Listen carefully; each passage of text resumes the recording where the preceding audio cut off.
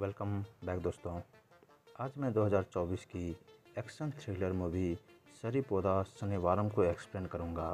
तो बिना time waste किए वीडियो को शुरू करते हैं।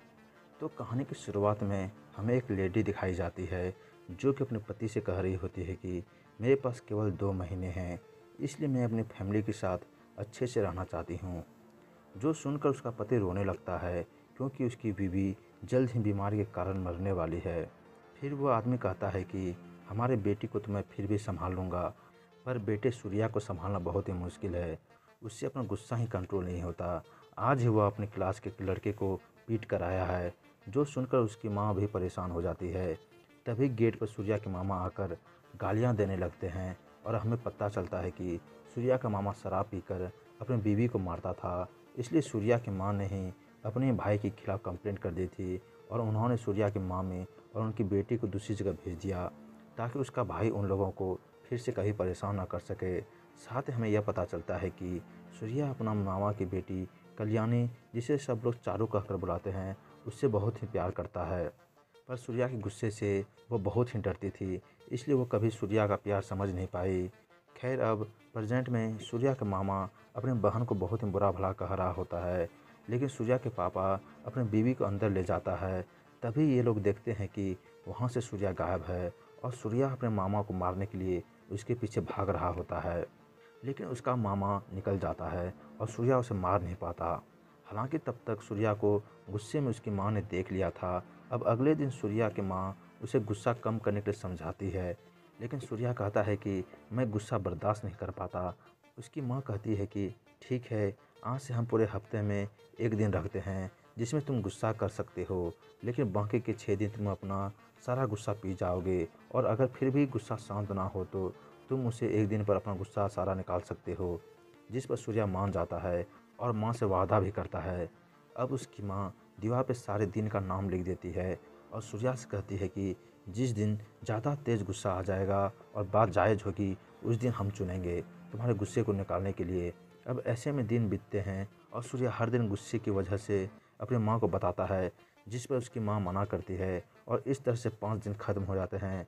फिर एक रात जब सूर्या की माँ उसे असली गुस्से का मतलब बताने वाली होती है तो सूर्या सो जाता है और अगली सुबह उसकी माँ मर जाती है। जब उन्हें अंतिम संस्कार के लिए लेके जा रहे होते हैं तभी सूर्या का मामा आकर अपने बहन को कोसने लगता है कि मरने से पहले मेरी बीवी का पता तो बता जाती, और वो उन पर गुस्से में चप्पल भी मार देता है। तब सूर्या को बहुत ही गुस्सा आता है और हम देखते हैं कि बारिश होने के कारण दीवार पर सारे दिन के नाम मिट जाते हैं और सैटरडे बच जाता है। तब सूर्या गुस्से में सीधा अपने मामा को खूब मारता है। यहीं से सूर्या ने डिसाइड कर लिया था कि अब वो अपना सारा गुस्सा सैटरडे को ही निकालेगा। अब कहानी कुछ साल आगे बढ़ती है, जहां हम सूर्या के पापा को देखते हैं। वो एक डायरी चुराते हैं और एक लेडी के डॉक्टर के पास पहुंच जाते हैं। साथ ही वो हमें बताते हैं कि हम सूर्या के गुस्से के कारण कहीं शहर छोड़ चुके हैं, क्योंकि वो अपने गुस्से के चलते बड़े बड़े लोगों से पंगा ले चुका है। फिर वो यहाँ पर उन लेडी को बताता है कि मेरा बेटा संडे से फ्राइडे में उसे जितने भी लोगों पर गुस्सा आता है उसका नाम अपनी इस डायरी पे लिखता है और फिर सैटरडे को सबका नाम पढ़ता है। अगर उसके मन में अभी भी गुस्सा है तो उसे जाकर मारता है, वरना उसका नाम काट देता है। आगे सूर्या के पिता उसके बारे में बताने लगता है और कहानी पास्ट में जाती है, जहाँ हम सूर्या को देखते हैं जो बड़ा हो चुका है। एक दिन वह एक लड़के को देखता है जिसके मालिक उसे बिना वजह से मारा था। तब सूर्या उसके मालिक से बात करने के लिए जाता है, आपने इसे क्यों मारा? असल में लड़के ने घर की घड़ी को 10 मिनट के लिए आगे बढ़ा दिया था, क्योंकि उसे लेट होने से डर लगता था। इतनी छोटी सी बात पर मालिक ने उसे बहुत मारा था। तब सूर्या उन्हें कहता है कि आप इससे बस माफ़ी मांग लो। वो आदमी तो पहले उस लड़के को मारता है और उसके बाकी आदमी सूर्या को पीटने लगता है। अब उस दिन सैटरडे नहीं था, इसलिए सूर्या उन्हें कुछ भी नहीं कहता और मार खा के चला जाता है। फिर जैसे सैटरडे आता है तो सूर्या उस आदमी और उसके साथियों को खूब मारता है। साथ ही वह उस लड़के को भी कहीं और काम करने के लिए कहा देता है। फिर कहानी प्रेजेंट में आती है तो डॉक्टर पूछती है कि आपके बेटा बस लड़ता रहता है क्या?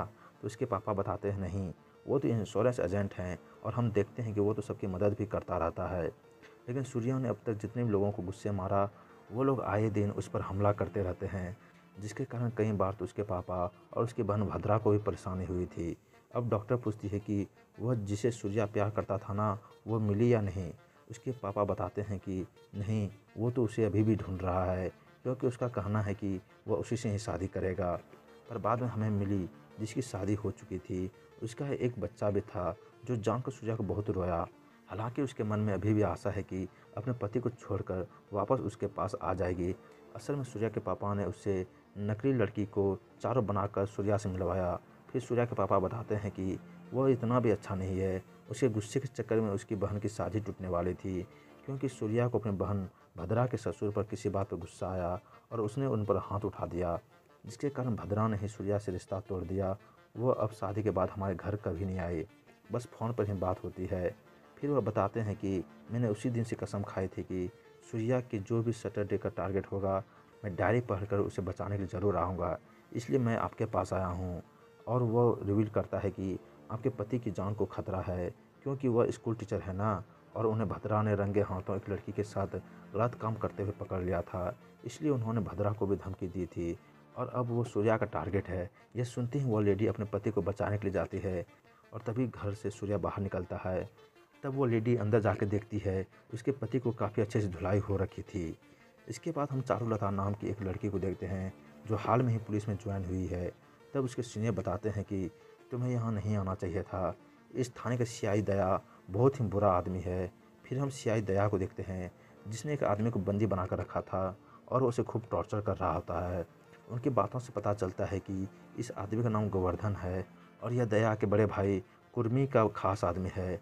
दया इसे बताता है कि कैसे उसके पापा ने अपने बड़े बेटे के नाम सारी जायदाद कर दी।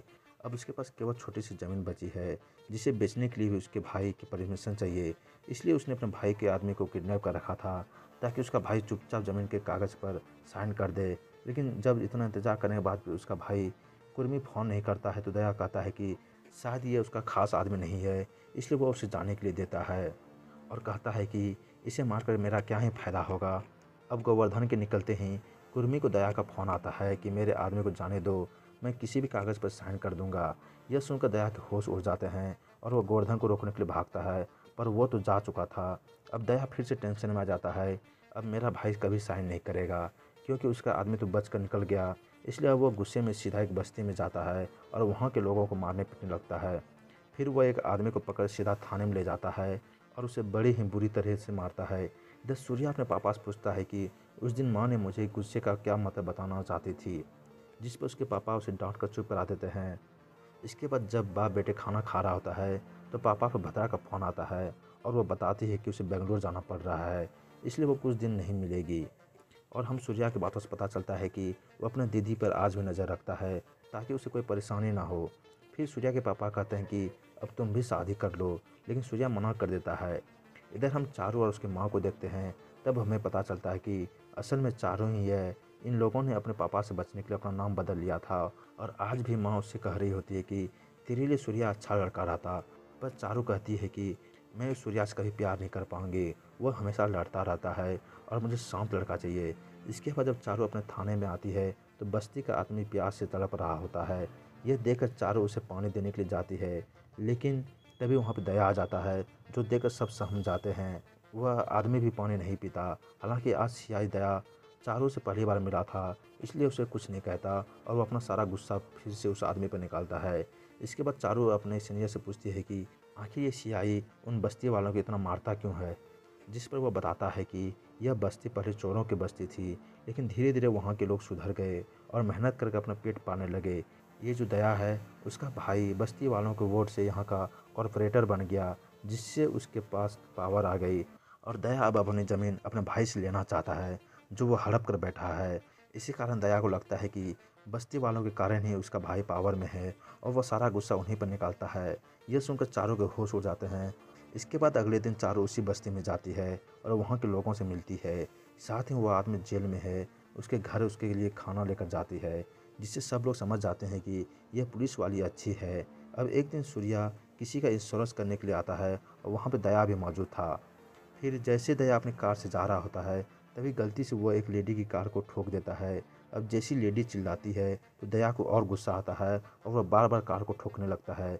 यह देखकर सूर्या को बहुत ही गुस्सा आता है, पर सैटरडे नहीं होने के कारण वह किसी तरह अपने बाइक से पेट्रोल निकालकर यह दिखावा करता है कि जैसे दया की कार से पेट्रोल लीक हो रहा है, जिसका कारण दया रुक जाता है। हालांकि सूर्या के मन में दया के लिए गुस्सा भर गया था और वहाँ लेडी की मदद करते हुए चारू ने सूर्या को देख लिया था। इसके बाद दया, चारू और अपने साथी सुधा को लेकर वहाँ से निकल जाता है। फिर जब सूर्या अपने बाइक स्टार्ट करके वहाँ से जाने लगता है, तब उसकी बाइक स्टार्ट नहीं होती, क्योंकि सारा पेट्रोल तो उसने निकाल लिया था। तभी वहाँ पे चारू स्कूटी लेकर आती है, जो सूर्या के पेट्रोल लाने में मदद करती है। अब हम यहाँ समझ पाते हैं कि चारू को सूर्या से कहीं न कहीं पसंद आ गई थी, क्योंकि उसने बिना लड़ाई झगड़े के यह बात समझा दी थी। इसके बाद रात को सूर्या जब अपने डायरी पे दया का नाम लिखने वाला होता है, तब उसके मन में बार बार चारू आ रही थी। इसलिए वो अपने पापा को बताता है और उसके पापा खुश हो जाते हैं। चलो, इसे कोई लड़की तो मिली। खैर, अब दिन बीतने लगते हैं और चारू और सूर्या रोज़ मिलने लगते हैं, जिसके कारण दोनों को एक दूसरे से प्यार हो जाता है। फिर चारू बस्ती के लोगों को भी सूर्या से मिलवाती है, ताकि सूर्या उन लोगों का इंश्योरेंस करा सके। और उन सब से मिलने के बाद सूर्या को तरस आता है कि यहाँ के लोग कितने बुरी हालात में हैं। इसके बाद जब एक दिन चारू को कुछ आदमी परेशान कर रहे थे, तब सूर्या ने उसे देख लिया था। फिर जब सैटरडे आया तो उसने उन लोगों को खूब पिटा, जिसके बाद जब भी लोग वो चारू को देखते थे तो उससे डरते थे। और यह बात चारू को भी समझ में नहीं आ रहा था कि इन्हें मारा किसने। फिर एक दिन जब चारू जेल में बंद बस्ती के आदमी को खाना खिला रही होती है, तभी वहाँ दया का साथी सुधा आता है और वह गुस्से में चारू को भला बुरा कहता है। यह बात जब चारू को सूर्या को बताती है, तो सैटरडे को सूर्या उसे भी मुंह ढककर खूब मारता है। इसके बाद चारू नोटिस करती है कि मुझे परेशान करने वाला कोई सैटरडे को ही मारता है, और यह बात वह सूर्या को बताती है, जो सुनकर सूर्या को ऐसा दिखावा करता है जैसे उसे कुछ पता ही नहीं है, क्योंकि सूर्या को डर था कि अगर इसे लड़ाई के बाद पता चल गई तो वह मुझे छोड़ देगी। इधर कुर्मी का आदमी गोवर्धन उसे कहता है कि वह दया पागल हो गया है, उसकी ज़मीन पर साइन करके आप उसे क्यों न दे देते। जिस पर कुर्मी दया को घर पर बुलाता है। यह सुनकर दया सीधा थाने जाकर बस्ती के आदमी को छोड़ देता है। आज मैं तुझे कभी परेशान नहीं करूँगा। इधर हम उसी आदमी को देखते हैं जिसे सूर्या ने पहले मारा था। यहाँ उसका एक आदमी आकर बताता है कि वो लड़का अब किसी लड़की से मिलने लगा है, और मैंने सुना है कि वह उसके सामने हाथ नहीं उठाता। यह अच्छा मौका होगा उसे मारने के लिए, वह भी शनिवार वाले ही दिन, ताकि उसकी अकड़ मिट्टी में मिल जाए। जिस पर ये लोग खुश हो जाते हैं। इधर चारों से उसकी माँ कहती है कि तुझे जो लड़का पसंद है उससे मुझे मिलवा दे, जिस पर चारों भी खुश हो जाती है और कहती है कि कल रात ही उसे अपने घर बुलाती हूँ। फिर जब सूर्या को चारू की माँ से मिलवाने की बात बताती है, तो सूर्या यह बात अपने पापा को बताता है, और उसके पापा कहते हैं कि तू पहले चारू को ये सब बता दे, वरना बाद में दिक्कत होगी। और सूर्या का दोस्त भी उसे यही एडवाइस देता है। अब अगले दिन दया सीधा अपने भाई के पास ज़मीन का पेपर साइन करवाने के लिए आता है, लेकिन यहाँ तो कुर्मी अभी भी अपने भाई के लिए मज़े ले रहा था। वो उसे 5 घंटा बैठा कर रखता है और पानी तक ऑफर नहीं करता, जिससे दया समझ जाता है कि इसने मेरा फिर से पागल बनाया है, और वो गुस्से में चला जाता है। फिर वो सीधा उसी बस्ती में आता है और वहाँ के लोगों को मारने लगता है। यह देखकर चारू कुछ नहीं कर पाती। इधर हम सूर्या को देखते हैं, जो आज चारू को सच बताने वाला होता है, और वहीं चारू का इंतजार उस आदमी के गुंडे भी कर रहे थे, ताकि ये लोग चारू के सामने ही सूर्या को मारे। अब इधर जब दया एक आदमी को मार रहा होता है, तभी उसकी बेटी उसे बचाने आती है, और दया गुस्से में उसे दूर फेंक देता है, जिससे वो लड़की बुरी तरह घायल हो जाती है। लेकिन इसके बाद बस्ती के किसी भी इंसान में हिम्मत नहीं थी कि वह दया को रोककर उस लड़की का मरहम पट्टी करवा पाए। तभी सूर्या का फ़ोन चारू पर आता है, और दया का गुस्सा देखकर वह चारू को तो फ़ोन उठाती है, पर उस पर कुछ नहीं कह पाती। हालांकि दया की आवाज़ सूर्या ने सुन ली थी, और वह समझ जाता है कि बस्ती में कुछ गड़बड़ है, इसलिए वो सीधा बस्ती की ओर जाता है, और यहाँ दया सबको पीटकर अपने घर निकल जाता है। तभी वहाँ सूर्या पहुँचता है और जल्दी से उस बच्ची को हॉस्पिटल ले जाता है। इसके बाद चारू हॉस्पिटल आती है, और उस बच्ची की माँ कहती है कि पता नहीं हमें कब तक ऐसी ज़िंदगी जीना पड़ेगी, क्योंकि वह आदमी एक जल्लाद है। जो सुनकर सूर्या को बहुत ही गुस्सा आता है। इसके बाद रात को सूर्या दया के बारे में चारू को पूछता है, लेकिन तभी वहाँ उस आदमी के गुंडे उस पर हमला कर देते हैं, और शनिवार होने के कारण सूर्या उन्हें चारों के सामने ही बुरी तरह से मारता है, क्योंकि उसे तो पहले ही दया पर गुस्सा आ रहा होता है। और यहाँ वो रिवील भी करता है कि सैटरडे को मैं अपना गुस्सा उतारता हूँ, क्योंकि मैंने अपनी माँ से वादा किया था, जो देखकर चारों भी हैरान हो जाती है। हालांकि आज सूर्या चारों की माँ से मिल नहीं पाता। फिर सूर्या अब घर जाकर दया का नाम अपनी डायरी पे लिखता है कि इसे अगले सैटरडे को बताऊंगा। तभी सूर्या के पापा पूछते हैं कि तूने उसे सच बताया या नहीं। सूर्या कहता है कि नहीं, मैंने तो उसे डेमो ही दिखा दिया। वही उधर चारों अपने माँ से बताती है कि यह लड़का भी बहुत गुस्सा करता है, पर मुझे उससे प्यार है। अब अगले दिन चारों सूर्या से फिर से मिलती है, और उसे कहती है कि उस बस्ती को तुम्हारी ज़रूरत है, इसलिए तुम्हें उनकी हिम्मत बढ़ानी होगी, वरना सियाही जैसे लोग उन्हें कुचलते रहेंगे। जिसके बाद सूर्या जाकर बस्ती के लोगों को मोटिवेट करता है कि सीआई के खिलाफ कदम उठाओ, पर कोई भी नहीं सुनता। इधर दया अपने भाई को मारने का प्लान बनाता है ताकि उसे ज़मीन मिल जाए। ये सब चारों को पता चल गया था। अब यहाँ अगले दिन सूर्या उस बस्ती पर दीवार पर लिख देता है कि सैटरडे को हम में से एक ही कोई एक बड़ा कांड करने वाला है, जिससे हमारी परेशानी दूर हो जाएगी। यह देखकर बस्ती वाले खुश हो जाते हैं और ये लोग सोचने लगते हैं कि हमारे बीच में ये हिम्मत वाला कौन आ गया। अब ऐसे ही करके शनिवार का दिन आता है और सूर्या को चारों ने बताया था कि दया अपने भाई को मारने के लिए मंदिर जाएगा, इसलिए तुम्हें वहीं कुछ करना पड़ेगा। फिर जैसे सूर्या घर से निकलने वाला होता है, उतनी देर में सूर्या के पापा उसकी डायरी पर दया का नाम पढ़ लेता है और वो सोचते हैं कि पुलिस वाले को मार कर ज़्यादा बड़ा पंगा ना हो जाए, इसलिए वो सूर्या की कॉफ़ी में नींद की दवा मिला देते हैं, जिससे पीते ही सूर्या सो जाता है। वहीं हम उस बूढ़े आदमी को देखते हैं जो सूर्या का दुश्मन था। वह आज भगवान का प्यारा हो गया था और एक आदमी उसके बेटे से बताता है कि मालिक को एक लड़के ने बहुत परेशान किया था, इसलिए उससे बदला तो लेना ही चाहिए। यह सुनकर वह आदमी सारे गुंडों को लेकर सूर्या के ऑफिस भेज देता है, जो देखकर सूर्या का दोस्त सूर्या के पापा को कॉल करके बता देता है कि यहाँ गुंडे सूर्या को ढूंढ रहे हैं, इसलिए अब वो घर पर भी आएंगे, तो आप सूर्या को छुपा लो। तब सूर्या के पापा घर को बाहर से लॉक कर देते हैं ताकि गुंडे बाहर से ही लौट जाए। इधर चारों सूर्या का इंतज़ार करती है, पर वो आता ही नहीं और हड़बड़ी में दया के हाथों कुर्मी भी मरने से बच जाता है। और इधर सूर्या के घर के बाहर वो गुंडे आ जाते हैं, पर घर बंद होने के कारण वो लोग सूर्या का इंतज़ार करने लगते हैं, जो देखकर उसके पापा डर जाते हैं। अब ऐसे थोड़े समय बीत जाता है और हम देखते हैं कि आज सूर्या की बहन अपने पति के कहने पर अपने पापा के पास आई है, क्योंकि वह 7 मंथ की प्रेग्नेंट है। हालांकि तब तक सारे गुंडे चाय पीने जा चुके थे और वह दूर से देखता है कि एक लड़की अंदर जा रही है। फिर दरवाजे पर लॉक देकर भद्रा अपने पापा को फ़ोन करती है और उसके पापा उसे पीछे के दरवाजे से अंदर बुला लेते हैं। अब यहाँ भद्रा अपनी कार पे नहीं आती तो गुंडे समझ जाते हैं कि घर में ज़रूर कोई है और वह तुरंत उसे घर पर हमला कर देते हैं। सूर्या अभी भी नींद में था और उसके पापा उसे जगाने लगते हैं, पर वो होश में नहीं आता। फिर जब गुंडे घर में घुस आते हैं और उसकी बहन की जान को भी खतरा होता है, तभी सूर्या को उसकी माँ की आवाज़ आती है और वह खड़ा होकर गुंडे को मारने लगता है। इस दौरान भद्रा के पेट में भी दर्द होता है, जो देखकर सूर्या तो पहले तो गुंडों को खूब मारता है और फिर अपने बहन को पापा के साथ हॉस्पिटल भेज देता है, क्योंकि उसे तो अब दया को मारने के लिए जाना था, जो उसे चारों ने मैसेज करके बताया था। इधर हम दया को देखते हैं जो कुर्मी को मारने के लिए पब आया था, क्योंकि शनिवार के रात को कुर्मी यहीं एंजॉय करने आता है। अब जैसे ही वहाँ पे दया कुर्मी को मारने वाला होता है, तभी वहाँ सूर्या आ जाता है और वह दया को पीटने वाला होता है। लेकिन जैसे ही उसकी नज़र घड़ी पर जाती है तो उसमें पूरे 12 बज गए थे, यानी आज का दिन ख़त्म हुआ। यह देखकर सूर्या चुपचाप जाने लगता है, लेकिन तभी उसकी नज़र उसी लड़की पे जाती है जो हर घड़ी का टाइम 10 मिनट आगे बढ़ा देता है और वह इसी बार में काम करता है। तब सूर्या समझ जाता है कि अभी भी दिन ख़त्म होने में 10 मिनट बचे हैं, इसलिए वह जाकर दया को खूब मारता है और कुर्मी को भी बचा लेता है। फिर हमें यहाँ पर सूर्या का असली प्लान के बारे में पता चलता है कि उसे यह दिखाना था कि दया अपने ही बड़े भाई को मारना चाहता है, ताकि कुर्मी दया को मारकर उससे बदला ले ले, और ऐसा होते हुए कुर्मी देख भी लेता है। इसके बाद दया और सूर्या की लड़ाई होती है, जिसमें सूर्या उसे बुरी तरह मारकर भाग जाता है और सूर्या ने मुंह ढका हुआ था, इसलिए दया उसका चेहरा भी नहीं देख पाता। इधर बस्ती में एक आदमी आकर बता देता है कि एक आदमी ने दया को बुरी तरह मारा है, यानी शनिवार को यही कांड होना था, जिससे बस्ती वाले खुश हो जाते हैं। अब अगले दिन हम देखते हैं कि सूर्या अपने बहन से मिलने आया है, जहां उसकी बहन उससे खूब सुनाती है कि मैं कल ही यहाँ पे आई हूँ और इसकी दुश्मनी के कारण मेरा बच्चा भी मरने से बचा है। यह सब सुनकर सूर्या कुछ बोल नहीं पाता और वह फैसला करता है कि अब मैं लड़ाई झगड़े से दूर ही रहूँगा, वरना मेरी बहन से मुझसे बात भी नहीं करेगी। अब ऐसे में सूर्या के कुछ दिन तो अच्छे से गुजरते हैं और उसकी बहन भी उससे बात करना शुरू कर देती है। साथ ही सूर्या उस आदमी को जाकर श्रद्धांजलि भी देता है, जिसे वो शुरुआत में लड़ता आ रहा था, जिससे उसकी यह दुश्मनी भी खत्म हो जाती है। अब हम कुर्मी को देखते हैं, जिसे अपने आदमी से कहकर दया को उठवा लेता है। यहाँ दया को लगता है कि आज यह मुझे जान से मार देगा, लेकिन यहाँ तो कुर्मी कहता है कि तूने मेरी जान बचाई है, ऐसा क्यों करा तुमने। और असल में दोस्तों, यहाँ कुर्मी को गलतफहमी हो गई थी। तब दया बात बनाते हुए कहता है कि भैया मैं आपको कुछ भी होने नहीं दे सकता, क्योंकि आप मेरे बड़े भाई हैं। और यहाँ दोनों भाई एक हो जाते हैं।